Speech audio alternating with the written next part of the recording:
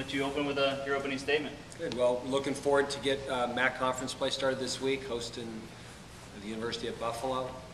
I know our players are excited to be back at home in the Doyt. We're hoping we can get the same type of crowd we got for the Marshall game.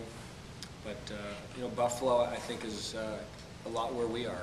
You know, they had a tough non-conference schedule, and once MAC play starts, we all start out undefeated. And obviously, getting your first MAC game and winning it is very important to both squads. So we're, again, excited to be back at home and anxious to get the MAC season kicked off. With what happened last week, how much more does that make you guys want to get back out on the field and kind of forget about what happened? You know, to me, it's more a process. You know, every week's a new week. And so when we win a big game, we try not to have a carryover effect and you know, try not to think just because we played well the last week, it has an impact on how we're going to play the next week. And same thing, when you don't play as well as you'd like, you can't have a hangover from it. So we actually had a much better day of practice yesterday than we had the previous Tuesday. So I thought our guys responded well. We had a really good Tuesday practice, and now we got to go out today and do the same thing on Wednesday. Going back and looking at the film, are you still surprised with how things went last Saturday? I mean, you know, I'm disappointed, no question. I mean, every single one of those games we play, we go in there with the mindset we're going to win them.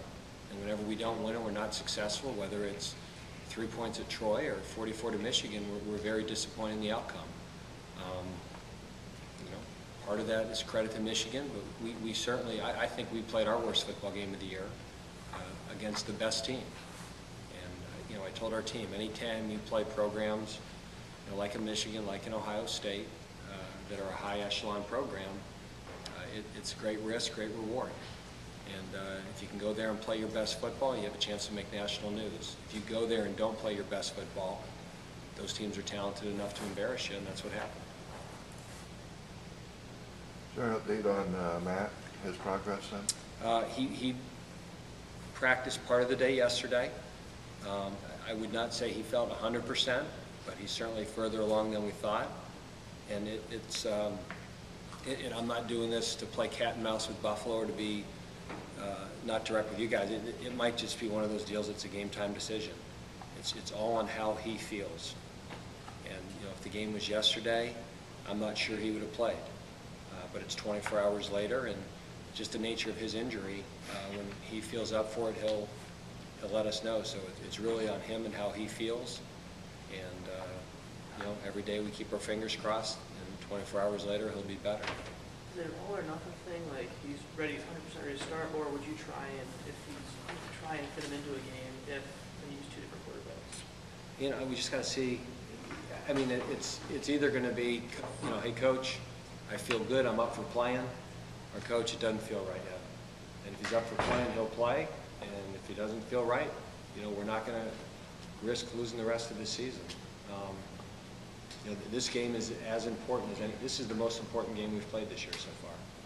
And if he's able to go, we obviously want our starting quarterback to go. How about Ben? Was he okay? And Ben practiced yesterday, and he looked pretty good. And he said he felt better today. A lot of times with those injuries, it's when they practice, you know, how do they feel the next day? You know, did they take a setback? Did it get worse? And with Ben, he went yesterday, and he looked pretty good, and today he felt better. And you know, I think Matt felt a little bit better today too. So you know, that's whenever they come out there, you're always worried that there's going to be a setback. And usually, as long as there's not a setback the first or second day back, you're usually going to be in pretty good shape. you had mentioned talking about Buffalo, their veteran defense. Did the philosophy change when Coach Quinn took over? Did they change anything from last year? Yeah, they're philosophically a lot different. You know, last year they were based more out of a 4-down front. This year they're a 30.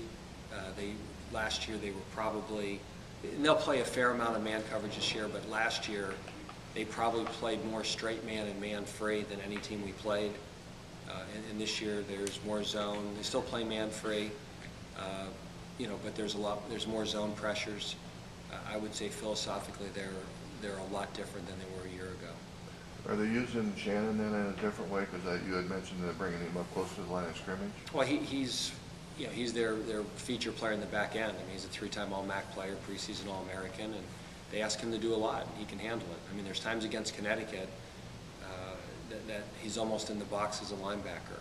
You know, he's right behind linebacker depth, and he is clearly the guy they're trying to you know, spill the football to. And you know, they want him to be the free hitter in a lot of their coverage packages, and even in a lot of their blitzes. He's the guy that, he's not blitzing, but they try to put him in a position that he's hard to account for in the run scheme. So he's given a chance to make an open field play, and he's their leading tackler. I think he was a year ago too, and he's a very good player. He is as good as anybody probably in our conference in the back end.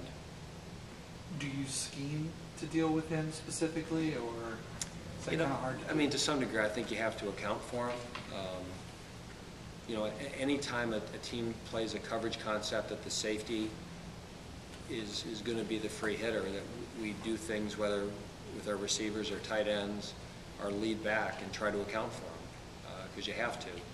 Now, there's certain times on run away that, you know, the defense, you know, with the quarterback, the defense is always going to have one more than you can block, unless you run your quarterback, which, you know, we learned last week pretty well. And, you know, they're going to have a free hitter. And at that time, a good back makes you miss. And so there's times we get a hat on him, and times we got to get Willie and Jordan Hopgood to make him miss. He doesn't miss too often. Well, you talked a little bit about bouncing back. Last year, the situation wasn't exactly like this, but the non-conference was tough, and then getting your team ready for the conference play. You know, the situation last year was almost exactly like this.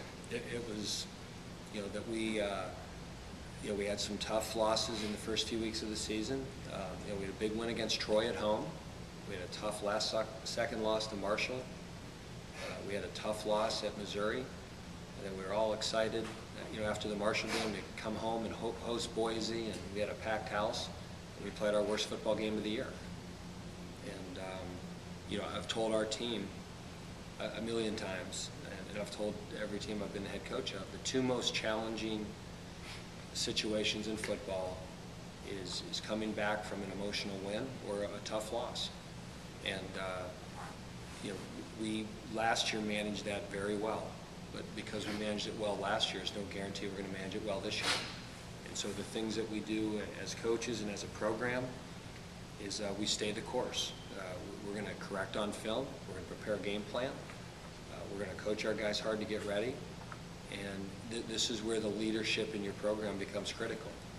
You know, again, this is my 11th year as a head coach, and 3 of the most rewarding seasons I've ever had, you know, started out, you know, 2 of them started out 1-3, and the other one started out 2-4. And, you know, those are teams that one of them got to a bowl, and another won a championship.